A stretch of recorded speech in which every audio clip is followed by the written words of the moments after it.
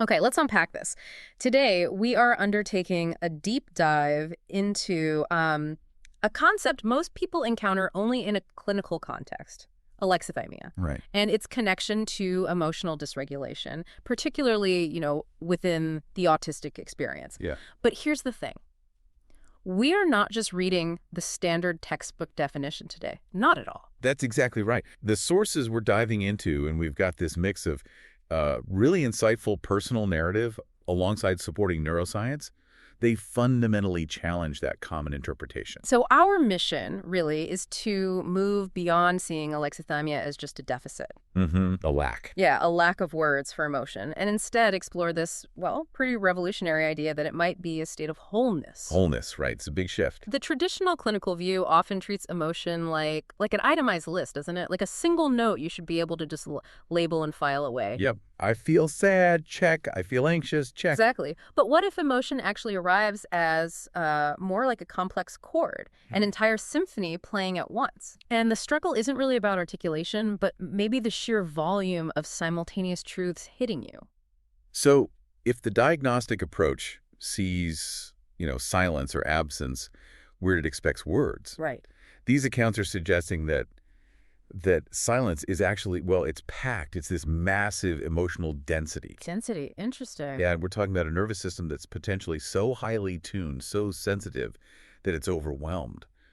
But not by an absence of feeling, but by its intense, immediate, and kind of holistic presence. Which brings us right into that lived experience you mentioned, this idea of saturation, not silence. Exactly. For people growing up without that ready-made vocabulary for their internal states, the feeling is often described not as withdrawal or numbness, No, not at all. but as total saturation, like the body is just hearing every single signal at once all the time. It must create this huge internal contrast with the outside world, right? Yeah. Because to others, the person might seem withdrawn or maybe slow to react. Mm-hmm. But inside, they're like this instrument tuned to a frequency that others just ignore. They're completely saturated in sensation. And the sources, they give such specific, almost poetic examples of this sensory precision. They really do. Things like sensing the subtle shift in someone's breath before they spoke, No. or feeling a storm forming in the silence between words. I mean, that's not poor sensory input, is it? No, quite the opposite. It sounds like sensory input operating at a level of almost painful fidelity. Yeah, fidelity. And think about the detail they process.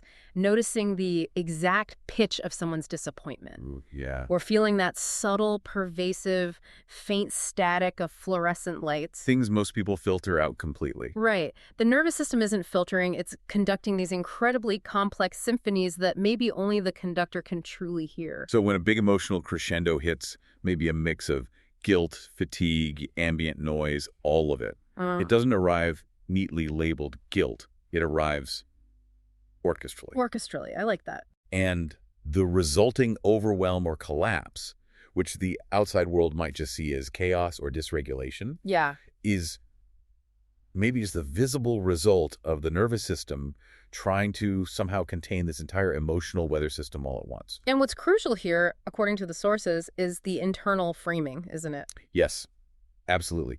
The individual often comes to realize that this intense state wasn't ever really a disorder, but an intense form of fidelity, like the body was refusing to betray the truth of what it sensed. Even if the words weren't there yet. Exactly. Even if the mouth couldn't quickly supply the socially appropriate word, the truth arrives in the body first, long before the mind puts a neat label on it. So if that's the internal reality of this immense density and fidelity, then how does the common external diagnostic framework even begin to measure it? So that's the problem, isn't it? Yeah, it sets the stage for challenging that diagnostic imagination itself. Precisely. I mean, the term alexithymia itself, without words for emotion or spirit, it already assumes a fundamental deficit right from the start. It frames the whole complex internal thing as a failure. A failure of articulation, yeah.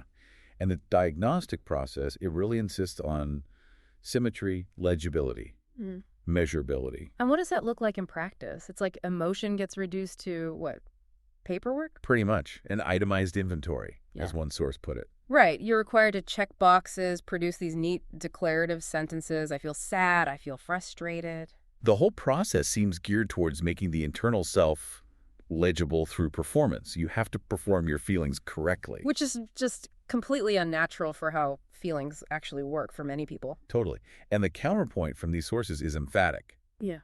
Feelings never, ever arrive in neat, isolated lists. No. They arrive as integrated experiences like weather systems, field events, entire constellations. Constellations, yeah. So to demand that someone isolate just one feeling, say sadness, is basically asking them to deny the rest of the constellation that came with it, the fatigue, the memory, the sensory input. And the diagnostic imagination often just can't hold that scale, can it? No. It mistakes silence or difficulty naming for actual vacancy. It doesn't recognize it might be dealing with immense density. Which leads us to that radio metaphor you mentioned earlier. Oh, yes, the radio metaphor. It captures it perfectly.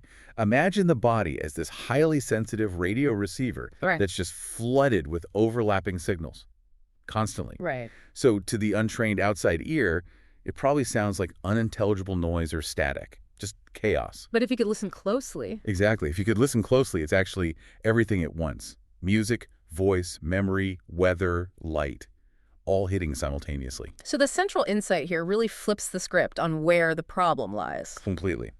The problem was maybe never the radio. The radio was working too well, picking up too much fine detail. The problem perhaps was the listener, the external world, the clinician, maybe even the self, who insisted that every complex sound be translated into neat, segmented words before the signal could be believed or validated. Wow. Okay. And that leads us directly into the body's own language, doesn't it? Through the lens of interoception. Yes, interoception. And this is where I think it gets really fascinating, because we're talking about interoception, the awareness of the body's interior signals. Right. Our internal sense. And the research mentioned in the sources points towards something called paradoxical somatic processing in alexithymia. Yeah, that's a key term from the research side. Paradoxical somatic processing. What does that actually mean? Well, it suggests that the body is exhibiting strong physical somatic responses to emotion. Heart rate changes, muscle tension, gut feelings. Okay, the body is clearly reacting. Definitely reacting, sometimes really intensely. But, and here's the paradox, the person struggles to cognitively label or report those feelings in the expected way. So the body's shouting, but the translation service is offline or overwhelmed. That's kind of the traditional view. Yeah. But the sources we're looking at offer a different interpretation of that paradox. They suggest the signals aren't actually misrouted. The body isn't misreading the emotion. It's not confusion. Maybe not. Well, it looks like confusion from the outside because the inability to quickly name the feeling might actually be the body experiencing the emotion so completely, so holistically, that the cognitive function, the part that slaps on a simple word, just can't keep pace. It's too big, too integrated for a single label. So this apparent blockage is reframed not as a malfunction, but as profound fidelity. Exactly. Fidelity. The body is being true to the complexity of the experience. And it's already fluent in its own way. Absolutely. Emotion is known through this quiet alphabet of being alive. Pulse, temperature, muscle tone. Yeah, sensing that ache behind the sternum or a specific electric hum in the limbs. These microcurrents are the communication. They're not just vague, messy reactions waiting for a proper word. They are the language. And for systems operating at this really fine level of attunement, the source suggests the boundary between the self and the external emotional signal can become porous, less distinct. Okay, I see. And so the body might resist breaking that feeling apart, dissecting it into a single word. Why? Because the coherence is sacred. To pull out just one thread, one word, would be to actively lose the truth of the whole integrated experience. So the system instinctively fights back against being simplified or falsified. It tries to maintain its truth. And that resistance to reduction, that's what leads us directly to how the outside world often interprets this state, emotional dysregulation. Right, because the term dysregulation immediately jumps to an assumption, doesn't it? It assumes a faulty circuit. Yeah, something's broken, needs fixing, needs external control. But if we follow this logic of coherence that we've been talking about, what looks like chaos from the outside, the flood, the shutdown, the meltdown, might often be simply coherence refusing translation. Wow. Okay, coherence refusing translation. The body isn't misfiring. It's resisting being forced into a narrow linguistic box that doesn't fit the actual experience. And the source material gives a reason why this visible dysregulation might happen. It does. It suggests that emotion is meant to be completed. Yeah. It needs to be felt, maybe expressed somehow, absorbed and released. It has a natural cycle. But the world often demands two things that interrupt that cycle, right? Narration and control. Exactly. Tell me what you're feeling clearly and get it under control. And when that natural completion process gets interrupted, maybe by forcing someone to use analytic speech they don't have access to or demanding they just suppress it, Yeah. the nervous system absorbs that remainder, that unfinished business. Oh, okay. So that residue, that absorbed truth that wasn't allowed to complete its process. That's what manifests as dysregulation. That's the argument. The body learns pretty quickly that silence or seeming noncompliance is often safer than being profoundly misinterpreted or forced into a false narrative. Which brings us to this really striking idea in the source material, The Politics of Naming. Yes, this broadens the critique out significantly. It defines this pressure, the pressure to name feelings in a certain way, as a demand to translate your complex internal life into the dialect of power. The dialect of power, meaning the language accepted by the institution, whether that's clinical, educational, or just social norms. Right. The source argues that these systems demand segmentation, clear labels, and they reward compliance with that system. And they use a very powerful, very charged historical analogy here. They do, referencing the command for Kunta Kinte to say Toby. Yeah, and we need to be really clear here. The source uses this analogy specifically to highlight the intense power dynamic involved. Right. The dynamic of forcing someone, especially someone in a marginalized position, to abandon their own internal truth or native language. And adopt the language of the dominant system simply to become legible or safe or accepted. It's about the coercion inherent in demanding translation under duress. Not about equating the experiences themselves, but highlighting that specific dynamic of forced naming. Exactly. And the consequence of this kind of coercion is what the source calls linguistic falsification. Linguistic falsification. Okay, what's that? It's where your internal truth gets forced into a false form, just so it can become socially legible or acceptable. Ah, like saying, I'm fine, when you're actually experiencing a whole storm inside. Precisely. Because the complex truth feels unsafe, or maybe just because nobody has the time or the capacity to really hear the whole chord you're experiencing. So you offer a simple false note instead. And in this light, Alexithymia gets reframed again, not as absence. No, but as a kind of refusal.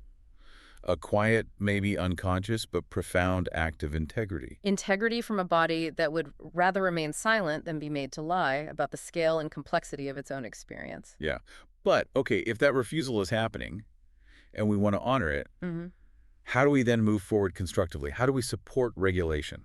That is the crucial question, isn't it? Because if alexithymia, in this view, is fidelity, how do we distinguish that quiet act of integrity from, say, actual neurological blockage or shutdown? Does the source help differentiate? It suggests a way. The integrity often shows up in the presence of that intense somatic processing we talked about. The body is physically doing the emotion, even if words fail. Real blockage might look more like genuine flat affect, a true detachment. Okay. So the path forward, especially for what the source calls the gestalt mind, the mind that perceives and holds, it has to begin by honoring that bodily truth. Which brings us finally to restoration and resonance. Right, because the old model insists, name your feelings to tame them. Just put a word on it. Yeah, the standard advice. But for a mind operating in these complex chords, naming often severs the feeling, doesn't it? It makes it smaller, simpler, and ultimately false. It can fracture the truth, yeah. Yeah. So we need an approach that doesn't do that. And the source proposes a radical shift in focus towards regulation through resonance, not correction. Resonance, not correction. I like that. The goal isn't to fix a faulty system, but to restore wholeness, to allow the emotion to move through its natural ecology without being constantly interrupted and coerced into cognitive sentences just for other people's reassurance. So how do we do that? If words often fail?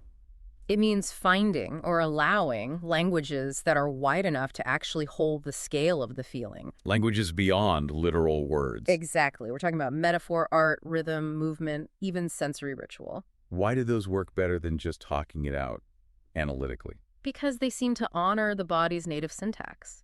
If the feeling arrives like a wave, then maybe drawing waves repeatedly until the lines smooth out allows that feeling to complete its cycle without forcing a reductionist label onto it. Or if the feeling has a certain rhythm. Yeah. Repeating a favorite song lyric, maybe as a mantra, could provide structure and containment without demanding explicit verbal meaning. It resonates. So it's about allowing the body to speak in its own tongue through posture, through pause, through rhythm, color, texture. Yes. These are all ways to describe, or maybe just be with, the feeling without dismembering it. They give the emotional architecture time and space to find its own form. And the key seems to be allowing the body its own pace, Hmm. not rushing the translation. Right. The goal becomes reaching a place where maybe we can eventually name without cutting, describe without dismembering, but that's part of a process of genuine restoration, not the starting point. Okay, so wrapping this up, what does this all mean for you, the listener, grappling with these ideas? Well, I think the core takeaway here is kind of structural. The language, the cognitive scaffolding, it arrives after the song. The feeling comes first in its full complexity. Yeah. So to live with alexithymia, viewed through this particular lens, isn't about being deficient. It's maybe about living at a frequency where language hasn't yet fractured feeling. It's a state of undivided, sometimes difficult, but maybe profound truth. It's a real liberation from that idea of deficiency, isn't it? Yeah. It suggests maybe you were never without language, simply speaking in chords. Yeah, speaking in chords. I love that. And if we accept that premise, just entertain it for a moment, that maybe you were never broken, just speaking this highly complex, holistic language. How much internal pressure might lift if you stopped demanding that constant, literal, segmented translation from yourself? Right. What might happen if, just for today, you chose to honor a silence, not as absence, but as speech? Letting a feeling rest unspoken, maybe until it finds a form, a movement, a color, a rhythm that doesn't wound the truth of the whole chord.